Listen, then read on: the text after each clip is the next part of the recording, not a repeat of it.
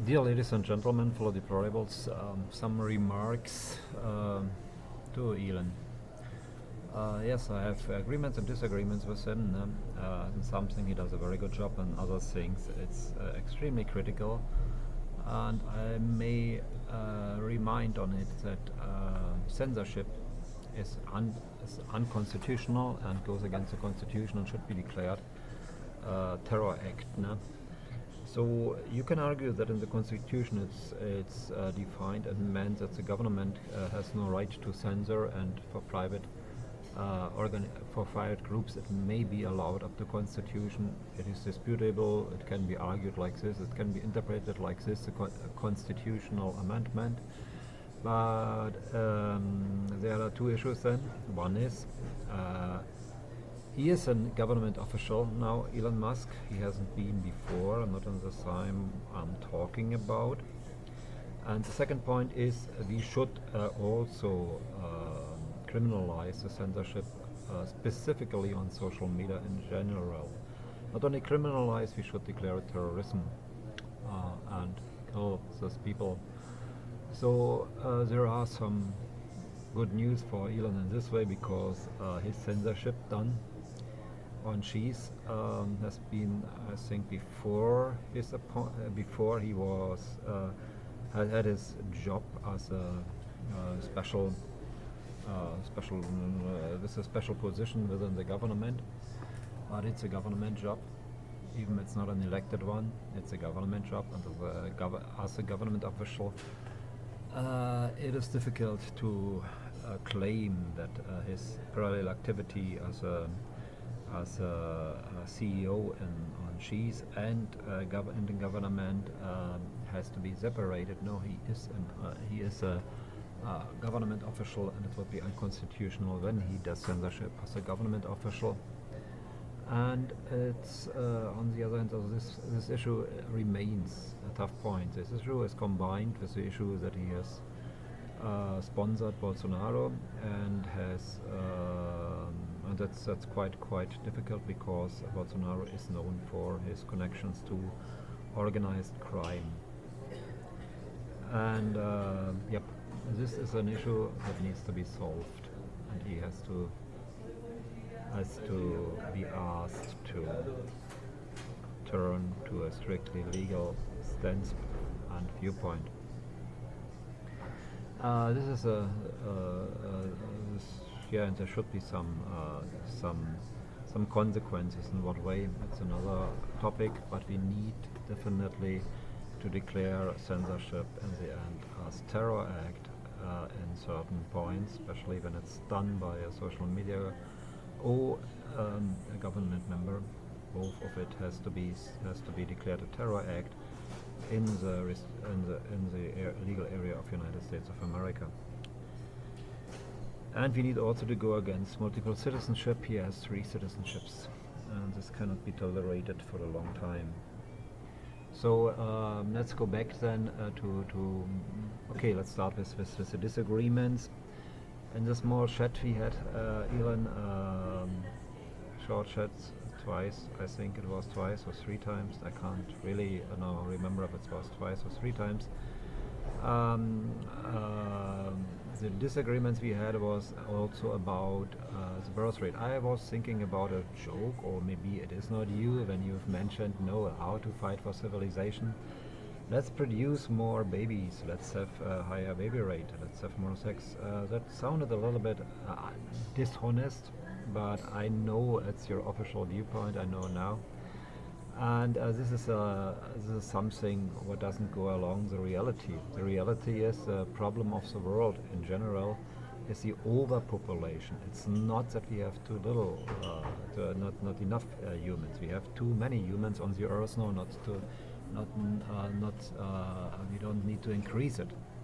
Mao Zedong had a very practical approach to it that has left out totally the freedom of the people by his one-child politics. It has officially been continued and is still not really abolished in China, but it can be criticized because of the way done.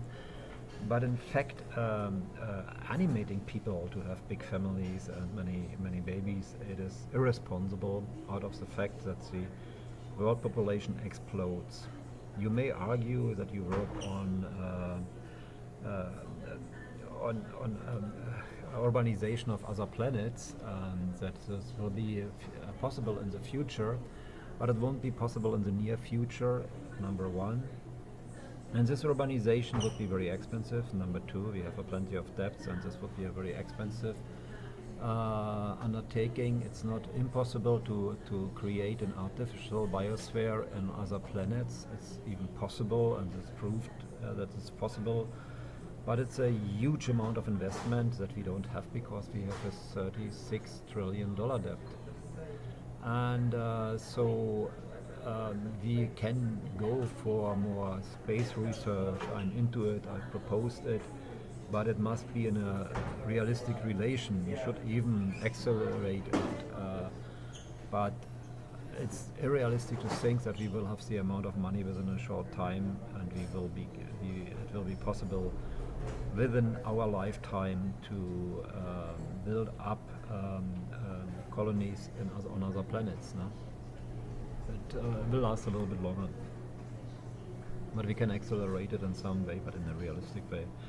And so the world population has already been exploded, and it goes along with other things as well. Not enough space, not enough food, not enough resources, because the more people live there, the more resources you need, the more food you need, the more water you need, etc., etc., etc. So it is irresponsible to argue that we fight for civilization by creating more civilized babies. No?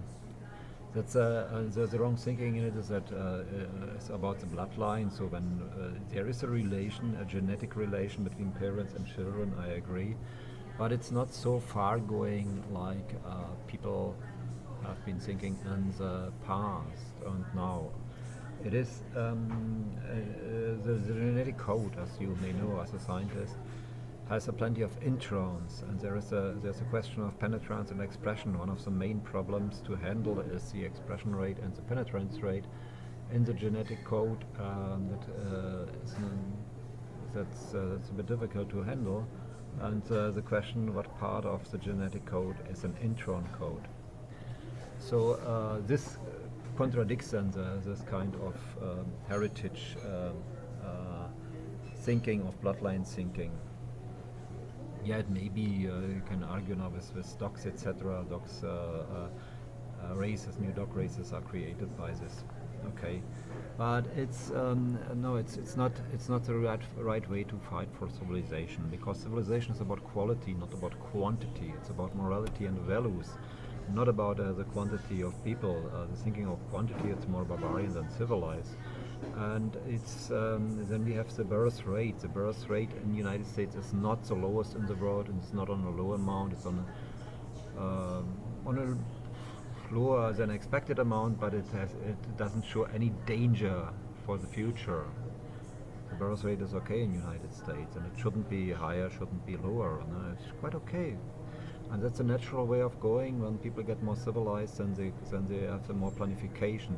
Even in underdeveloped countries, you have this phenomenon that the upper classes who can afford better education and are better educated, not always it is like this, but in case it's a standard upper class with a higher education and a bit more manners, then they have smaller families as well, even in underdeveloped countries. So when it's more about it's a natural way that we should not interrupt in one way or another. The natural way is that it's poor and underdeveloped, and there are big families, but society is not civilized, and there are plenty of wars, and they are not educated enough to handle medical problems, and so there is a higher death rate as well. And the more civilized they get, the more the higher the planification of family, the more responsibility, the better the medical treatment, the longer the life, etc., etc., and the smaller the families.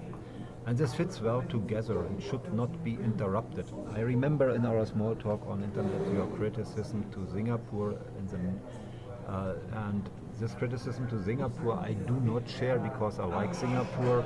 It's a highly civilized country, and you argue that they will die out because they have a low birth rate and small families, and you seem not to like it. That may be related to your former drug use, and I hope you don't use drugs anymore, no? Because they are very strict against drugs, and they are right to be very strict against drugs.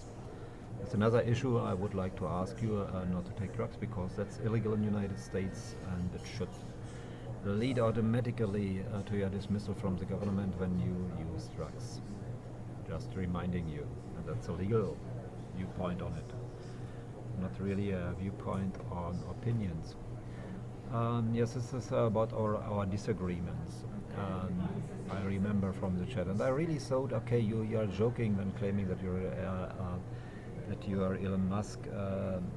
Even you mentioned in another chat the space nurse program, what not everybody knows about, only insiders knows about it. But it's yeah, I've really doubted it, because it's really bullshit what you think. The heightening the birth rate is not the way to go. We shouldn't explode the world population. We have to be responsible. At least we should accept that in a higher civilization has smaller families, because that's the natural way it goes. The problem is not underpopulation, the problem is overpopulation, the lack of resources, the lack of food, etc. So don't do irresponsible things and convince Donny to do irresponsible things by animating to having huge families. No, the density, population density in the United States shouldn't be stretched too much, and shouldn't be bigger, much bigger than it is already. And yep, this to this point where we have a disagreement. Yeah, then you may say yes, we could be attacked by countries with a much bigger population. So what? When it's higher civilized people and societies have less population probably. At least they have smaller families, but it's they have a high tech. When you compare the high tech, then it would be just a question of inhibition or not inhibition to win a war. With our weapons we can win a war within 24 hours against any underdeveloped country. We don't need to have long wars when we would apply all our high tech and technology and all our weapons we have. The problem was not really that we couldn't win a war because of the population difference. The problem is more having inhibitions to use it. That's the point in it. And when we don't have inhibition to use it, then it doesn't matter if the enemy has 10 times more soldiers or not, just using the high tech we have and the secret weapons we have and all the bombs we have, we will win. We could win any war against an underdeveloped barbarian country, doesn't matter how big it is, within 24 hours. That's a fact. So, what else? Yep, and now let's come to the points we have something in common, and that's now about Doge. Doge, yes, I like your job and your work in Doge, and I even recommended it as well. In fact, I have recommended you to Donny in the past to work somehow together, but not involving in the government, not with a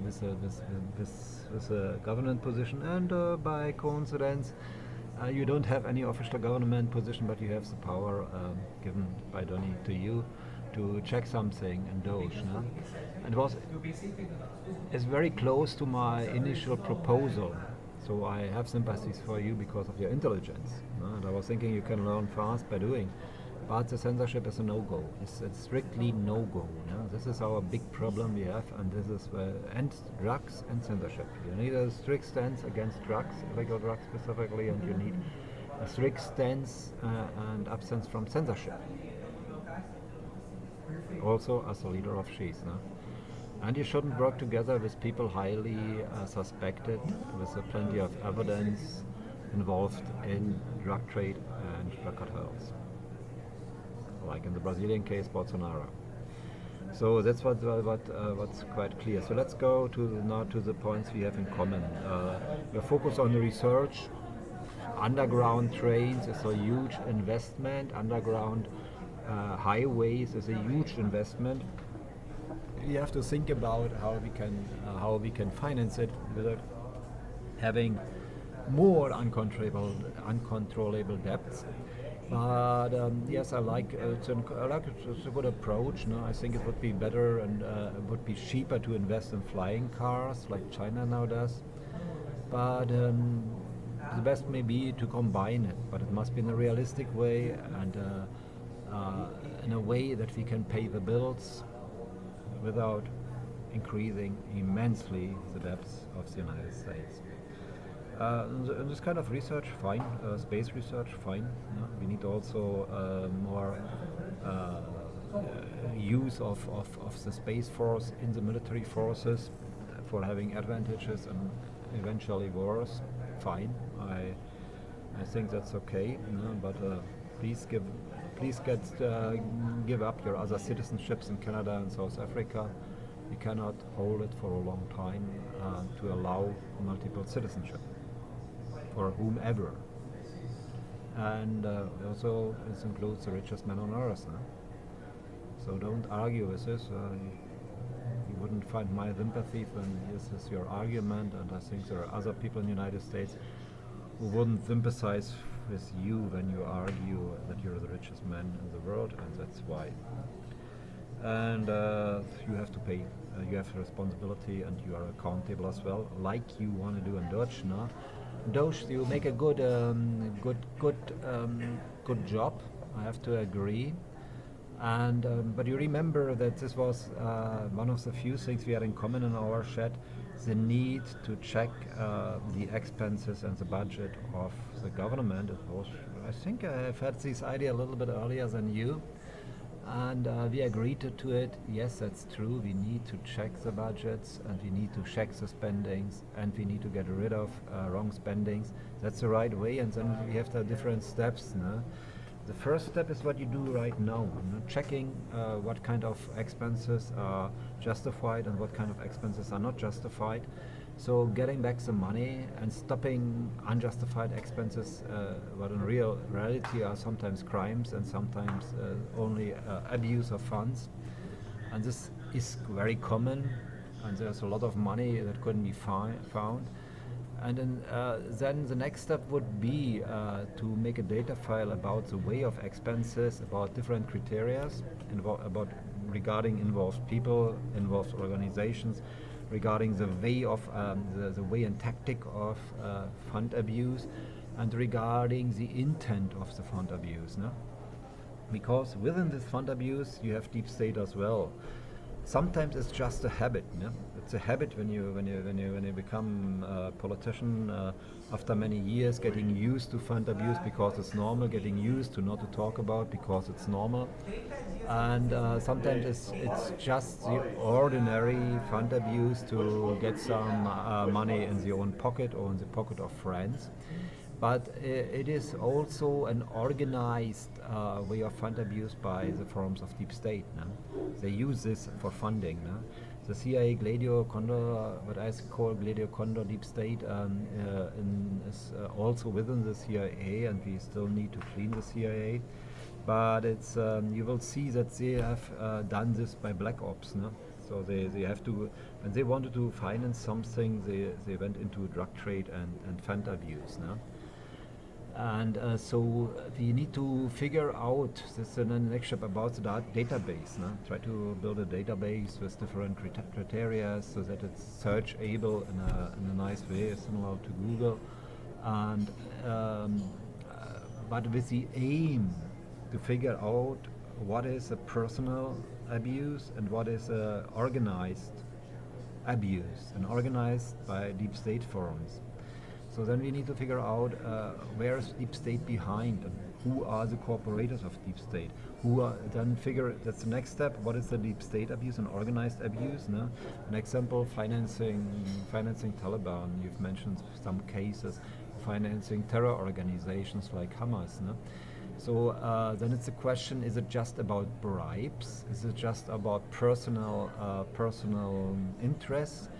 Or is it a bigger plan behind to sponsor terror networks and to keep the politics of tension, how it was called in the Gladio operations in the NATO, The politics of tension needed money as well and couldn't be approved by parliaments. The parliaments would never have agreed to a politics of tension, but it was NATO politics, so somehow they got some money, probably from their own secret funds as well, but or military funds, military budgets, or secret service budgets.